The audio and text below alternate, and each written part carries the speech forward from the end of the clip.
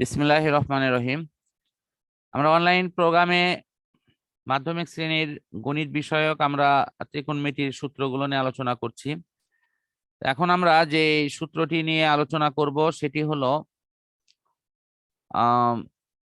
sec square is equal to 1 plus tan square theta, sec square theta is equal to 1 plus tan square theta. এই সূত্রটি যেটি কিভাবে তৈরি করা যায় আমরা একটু দেখি। আবারও লিখবো আমরা কি, অতিভুজ স্কয়ার ইজ ইকুয়াল টু লম্ব স্কয়ার যোগ হলো ভূমি স্কয়ার। তো এখন আগে ভাগ দিয়েছিলাম, মনে করে দেখো, সরিও দ্বারা ভাগ করেছি আগে, তারপরে ভাগ করেছি কি দ্বারা বলতো, ল দ্বারা ভাগ করেছিলাম। এবার আমি ভাগ করব হলো ভ দ্বারা, কারণ আমার এটা হয়ে গেছে, এটা হয়ে গেছে, আমার এখন শুধু ভটা বাকি আছে।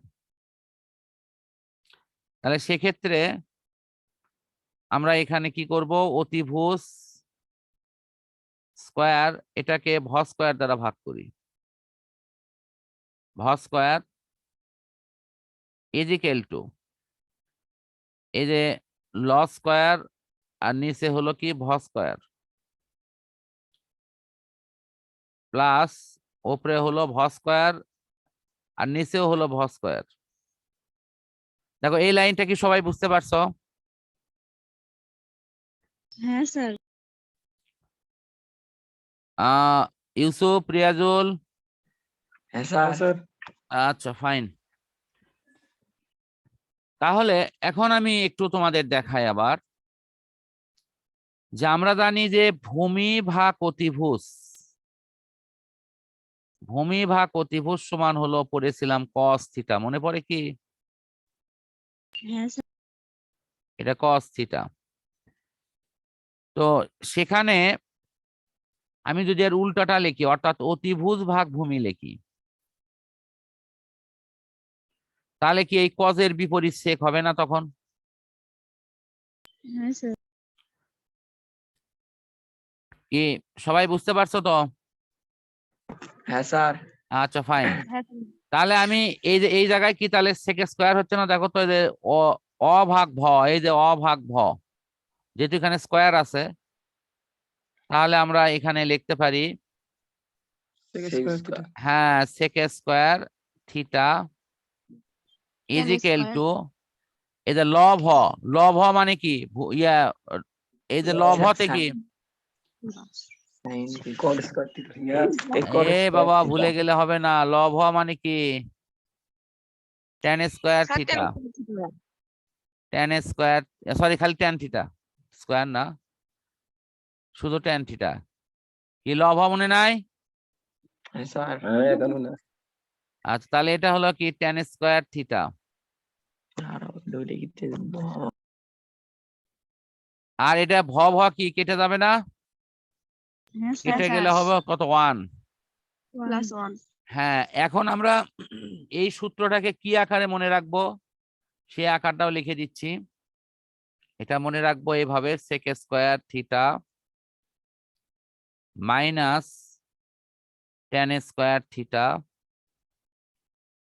Is equal to 1। হ্যাঁ, এই আকারে যদি আমি লিখি তাহলে কিন্তু আমার জিনিসটা ভালো মনে থাকবে। এই যে এটা, তাহলে আমি এতক্ষণ ধরে যা শিখালাম সেটা সারমর্ম রূপটা কি দাঁড়ালো, আমি সেটা এখানে লিখে দিচ্ছি। বলতো রিলেশন গুলো একটু আবার একটু ঝালাই করে নেই। সেটি হলো আমাদের সাইন স্কয়ার থিটা এর সাথে কার সম্পর্ক, কজ স্কয়ার থিটার সম্পর্ক। আচ্ছা, সম্পর্কর ফলাফল কি পরে লিখতেছি। তারপরে হলো কি, সেক স্কয়ারের সাথে কার সম্পর্ক পাওয়া গেল, না, সেক স্কয়ারের সাথে tan স্কয়ার থিটার,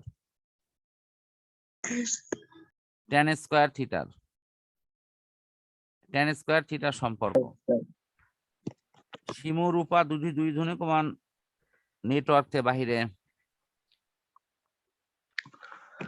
তো এটারও ফলাফলটা আমি পরে লিখতেছি। আর এখানে হলো কি কোসেক স্কয়ার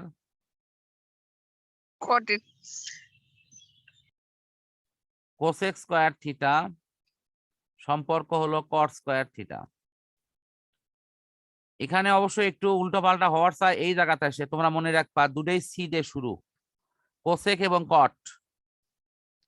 ঠিক আছে, তাহলে এই যে সেকের সাথে টেনের সম্পর্ক, কোসেক সাথে কটের সম্পর্ক, এটা মনে রাখা খুব সহজ হবে। এটারও ফলাফল আমি রাখলাম। এখন ফলাফল কত হবে? ফলাফলটা দেখো, এই যে ইয়া শিমু রূপা তোমরা আবার ব্যাক করছো?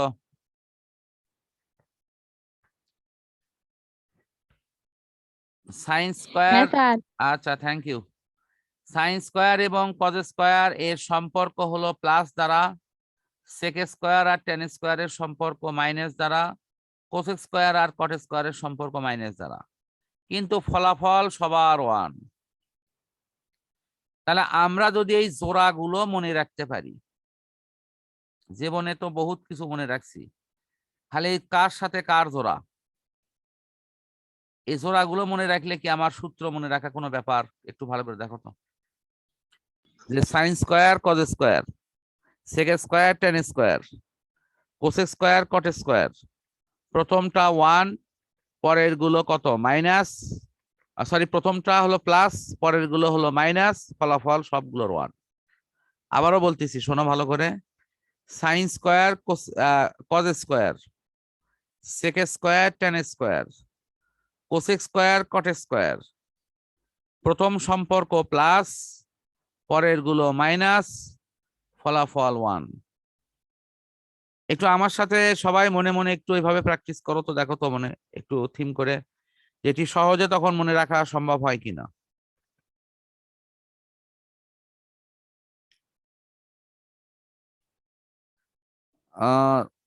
কি মনে রাখা যাবে? হ্যাঁ যাবে স্যার। আচ্ছা, জোড়াগুলো আমি হ্যাঁ লাস্ট বারের মতো আবারও বলে দিচ্ছি। আমাদের জোড়া আমি যখনই তোমাদের জিজ্ঞাসা করব যে সাইনের সাথে কার সম্পর্ক, তোমাকে বলতে হবে সাইন স্কোয়ারের সাথে সম্পর্ক কজ স্কোয়ার। মনে রেখো এটা সম্পর্ক কিন্তু স্কোয়ারের, নরমাল না, কিন্তু নরমাল সাইনের সাথে সম্পর্ক হলো কোসেকের, কারণ সাইন কোসেকের বিপরীত। কিন্তু যখনই আমি সাইন স্কোয়ার বলতেছি তখন সম্পর্ক হচ্ছে কজ স্কোয়ারের সাথে, যখনই সেক স্কোয়ার বলতেছি তখন সম্পর্ক হচ্ছে টেন স্কোয়ারের সাথে, যখনই কোসেক স্কোয়ার বলতেছি তখন সম্পর্ক হচ্ছে কট স্কোয়ারের সাথে, এবং প্রথম সম্পর্ক প্লাস, পরের গুলো মাইনাস, ফলাফল 1। তো আমার মনে হয় যে এই সূত্রটা তোমরা ওই যে যোজনীর চার্ট যেরকম লিখছো দিনে 5 বার 7 বার 10 বার করে, অনলি এই 3টা সূত্র তোমরা দিনে 1 সপ্তাহ ধরে দিনে অন্তত 10 বার করে লিখবা, পুরো 1 সপ্তাহ ধরে। আগে মুখস্থ করার কোনো দরকার নাই, খালি লিখবা, লিখতে থাকো, ঠিক আছে? আর ওই যে যেভাবে আমি শিখাইছি সেটাও মনে রাখার চেষ্টা করো যে আমি কিভাবে এই সূত্রগুলো নিয়ে আসলাম। দেন ওকে, তাহলে এখন আমাদের একটু আমি সার্বিক একটা পর্যালোচনা এরপরে ইনশাল্লাহ করব। সেটি হলো আমরা ট্যান সমান কি শিখেছিলাম, মনে আছে কি? শুধু ট্যান থিটা সমান সাইন থিটা ভাগ কস থিটা, সাইন থিটা ভাগ কস থিটা। আচ্ছা, যারা ভুলে গেছো তাদেরকে আমি একটু মনে করে দিচ্ছি। ট্যান সমান লিখছিলাম হলো লম্ব ভাগ কি ভূমি, না? লম্ব ভাগ ভূমি লিখছিলাম। এই লম্বর নিচেও সরীয় দ্বারা ভাগ করো, ভূমির নিচেও সরীয় দ্বারা ভাগ করো, তাহলে এই যে লম্ব ল ভ ক সমান কি সাইন হয় না? এই যে ভ ভা ক সমান কি কজ হয় না? হ্যাঁ স্যার। তাহলে আমরা যদি কখনো ভুলেও যাই তাহলে আমরা সরীয় দ্বারা ভাগ করে কিন্তু এটি নিয়ে আসবো। তাহলে আমাকে আরেকটা জিনিস বলো, এই যে এটি কট, কট সমান কি হবে বলো? কট থিটা সমান তাহলে কি আসবে?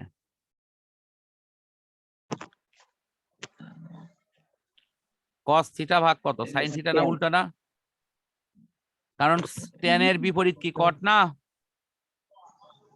cos theta তাহলে cos ভাগ কি sin হবে না তখন? হ্যাঁ স্যার সবাই বুঝতেছো কি? হ্যাঁ স্যার হ্যাঁ সবাই একটু আবার একটু মনোযোগ দাও। tan সমান লিখছি sin ভাগ cos, তাহলে যেহেতু tan এর বিপরীত হলো cot, সুতরাং cot সমান কি হবে cos ভাগ sin, এইটুকুই। আজকে আমরা যে পর্যন্ত শিখলাম, আমরা দেখি ওই যে বোর্ড কোশ্চেনটা যে আমরা সলভ করতেছিলাম, সেই সলভ কপিটা আমরা ইনশাল্লাহ এরপরে একটু নিজেরা টেস্ট করে দেখবো যে আমরা ওই বোর্ড কোশ্চেনটা সলভ করতে পারি কিনা। তো আমি আপাতত তোমাদের এই বেসিকের এই অংশের পড়াটা এখানে সমাপ্ত করছি।